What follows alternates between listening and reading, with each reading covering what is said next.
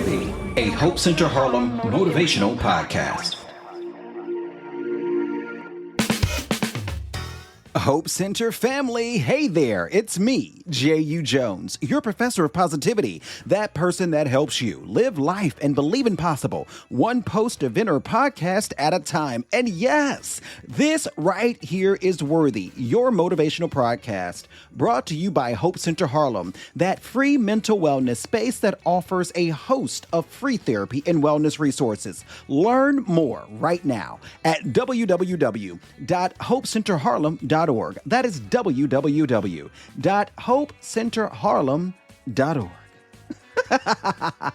Listen, I am so excited to bring you this episode's Students of Life of Worthy. And just in case you forgot, Worthy is a motivational podcast whose motivational interviews run 10 to 18 minutes every fourth Monday of the month so that you can get your motivation from stories of others and get on with your day. Yes, it's all about helping you rather than lecturing you. So, I am so excited in this moment, in this time, in this space, to welcome our esteemed guest for today, Mr. Rawle Andrews, the Executive Director of the American Psychiatric Association, that is focused on mental health advocacy.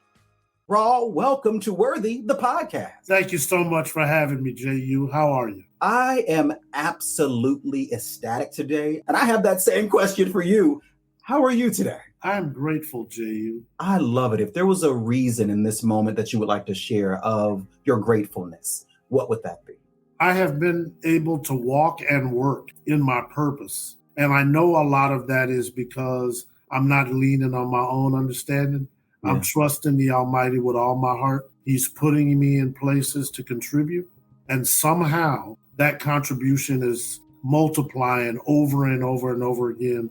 And so my wins become our wins. My successes become our successes. My achievements become our achievements. And I think that's leading to a better understanding of the need for mental health and better mental health outcomes. It's the community for me. That's what I love. And I think the each one teach one and reach back syndrome is a good syndrome to have. And I think that just pushes us into the episode or the class for today. And so you might already know I call the people that listen to J.U. Jones the students of life because they're always moving, always grooving, always shaking and learning in this thing we call life. And when we look at the podcast Worthy is all about people's lives, whether it's the ebbs and flows that they go through or those mountaintops they sit on after going through a valley, right? Worthy is that podcast that helps us see that we are not alone in this thing, this game, this journey that we call life. So here's my first question for you. Rawle, who are you? I am a student of life, and so I'm glad to now be in this family, this branch of the students of life. I'm a father, professor, I'm a coach, I'm an attorney, I'm a nonprofit leader. But more importantly than anything else, I'm just Mr. Rawle. I love it. Sitting in self, realizing that the magic lives in you. So let's go ahead and move and go back to those youth years, those teenage years, to teenage Rawle, and talk about him, where he's from and who he was in that moment. Where is he from? Who was he? So Mr. Rawle, before he was Mr. Rawle, was from 3rd Ward, Texas, which is a part of Houston, Harris County. Born, reared, and educated in Texas for the first 22 years of my life. But I think part of the challenge when people talk about you've seen the glory, but you don't know my story. And I think I best epitomize that because it all works out now in my season of gratefulness. But there was a time when either I didn't know it was going to work out or wasn't sure. And so the way that I cope with my high anxiety as a preteen and as a teen was to do what we now know as cutting. And I used to nibble or gnaw. Gnaw is probably more appropriate than nibble. On the knuckles of my thumbs. Nothing but white meat left for years. And so, the challenge of being young, J.U., when you do something like that to hurt yourself in such a visible way, you don't really recognize that somebody might ever see it because you think you're just doing it and it grows back and you take it off again. Or your nails grow and you peel it off again. Got it. So first, thank you for sharing and having a transparent moment with us right now, right? And so high anxiety, always worried, always moving, equaled cutting as we know it today equaled gnawing down to the point of sometimes we might strike a small nerve and there might be small blood, etc. But there was some blood sometimes, absolutely. As you say that, can we rewind back to the feelings that were felt in those moments? What was going through little Mr. Rawle's head at that time as a teenager? What was he experiencing in life?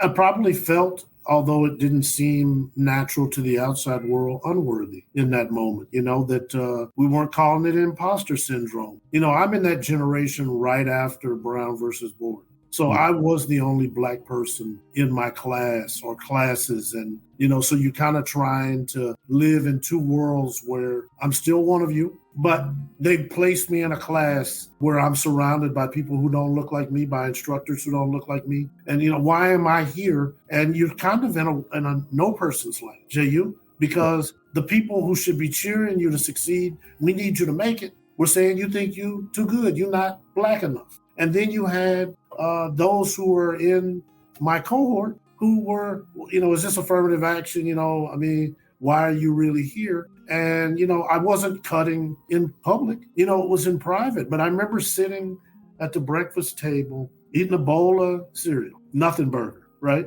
Yeah. And all of a sudden, somebody asked what was wrong with my hand. And I was ashamed. I was humiliated because I had now been put on blast about what was happening. And I don't remember I didn't say I was gnawing. I made something up about wood shop or something like that. Boy Scouts, Cub Scouts, whatever. But even then, I just was a little more cognizant, but that wasn't enough to shake me out of it. So I still would gnaw. This was years thing. This wasn't like a 1 or 2 time episode. How many years, if you can think about the amount of time, how many years were you cutting?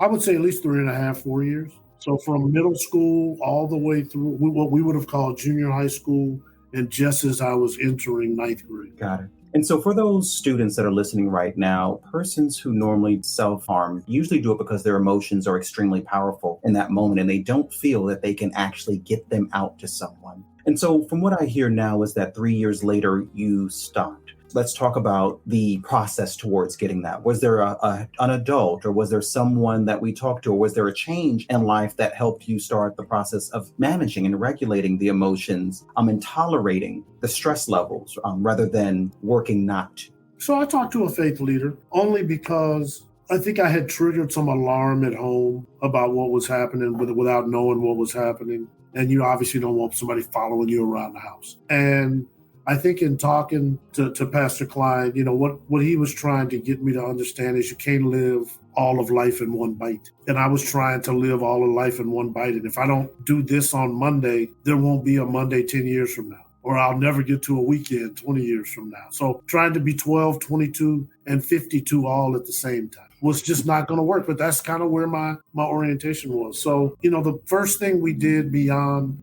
some breathing exercises and things like that was to just go through a ritual of cutting my nails to debunk some of my ability to cut. Obviously, I could have still chewed, but cut your nails so that you're not tempted to mutilate yourself.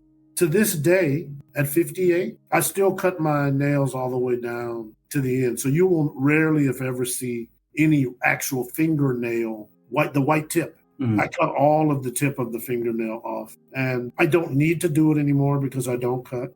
But every time I cut my nails, I'm taken right back to 12, 13, 14. And I remember why I cut.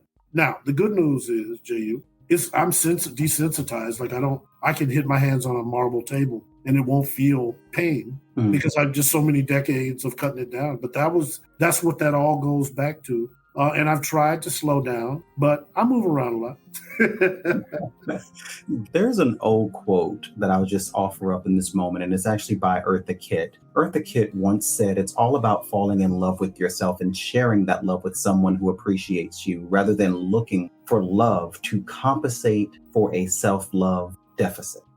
That shifts me just a bit as we start our wind down process today. There were other moments in life that kind of led out of this, out of the moments of not liking self, out of the moments of feeling misunderstood, out of the moments of distress where the regulation of emotions might not have been there in that moment. If you could share what one of those moments was and how you worked through it. Quickly, I'm the world's worst vacationer. And I think some of my lack of self-love doesn't permit me to really shut down and just be in the moment of peace and me. When I got divorced, I was separated from my daughter for years. Although we have a good adult relationship, trying to work through all that was tough. And then I think when I made my professional change, to go out of the private practice of law and be in courtrooms every day and find self-worth and self-love in that and become a nonprofit executive, I find the value in it now. But that transition was terribly difficult for me when I think about where I was in 2009 to like 2012. And did I really make the right decision, or did I give up on my dream? Yeah. Thank you so much for sharing all of that. I truly believe that the students of life will hear this and understand that no matter who you are, no matter where you come from, and no matter what you do, emotion sometimes can push you to places when they're not regulated in the ways that are safe and healthy, to things that might affect you for a lifetime. Thank you for sharing. Let's just go ahead and shift a bit. I always feel like I'm shifting here. I want to go back to 10-year-old little Mr. Rawle. So before if you could look at 10-year-old little Mr. Rawle and give him some motivation using this story, using these moments later on in life as a guide, what would you say to him? All of life is made up of opportunities that you might never have. And I think in staying in the moment to be prepared when those opportunities come, you're going to be ready for them, right? And so don't feel like because you don't have it all, because you don't know it all, because you can't do it all at 10, that at 58, it's not going to be in full bloom. But you got to be ready when it comes, because it's going to come, and you need to be ready when it happens. Need to be ready when it happens, and it can come. But putting in a little work and having a little patience rings true to everyone. All right. As we start closing out, one last thing I love to do on Worthy, the podcast, is I love to give each guest a moment to exclaim to the world, to the universe, to themselves even, why they are worthy. So, Mr. Rawle, tell the world, the universe, and even yourself in this moment, I am worthy, ... and you can remix the sentence, whatever you want to do. Let's go. Even with all I've been blessed to do and be grateful for it, I will tell you, J.U., I don't know if I'm worthy, but I'm glad that the Hope Center thought that I was. I'm glad that the church that supports the Hope Center thought I was. I'm glad that the American Psychiatric Association Foundation thought I was, because it is only through their pouring into me that I find my worth, because I've been able to be a part of a community that is trying to change the human condition, particularly for those who have been left behind or marginalized. And they're giving me a lane to be my whole self in my season of gratefulness, to provide worthwhile work. And that makes me worthy. Mr. Rawle Andrews of the APA Foundation and Mr. Mental Wellness Advocacy, I thank you. I thank you so much for being here with us today. And I thank you for speaking from your heart to the students of life, so they too know that no matter what they've gone through, they too can get to a place similar to yours. And you also told them that even after you go through, there might still be some questions, but surround yourself with community that sees you as you are, not as they want you to be. Thank you so much for being here with us today. Thank you, J.U. And just remind all our students of life, if it's anything I can do, make sure you know that I'm leaving the door unlocked for those coming behind me. So the door might appear to be closed. The window might appear to be closed. Just jiggle it a little bit and come on in and do your thing. Thank you again. Students of life, students of life, students. Yes, it was such a magical moment to hear from Mr. Rawle Andrews, who reminded us that in the midst of our struggles, community can help us reach our magical clouds. So amazing. As we close out today, I must say thank you. Thank you for listening to Worthy, a Hope Center Harlem motivational podcast. I am J.U. Jones, your professor of positivity, signing out reminding you that you are worthy no matter what. And yes, I must say it, I love you. I love each of you for who you are, and I love us for where we're going. Class dismissed.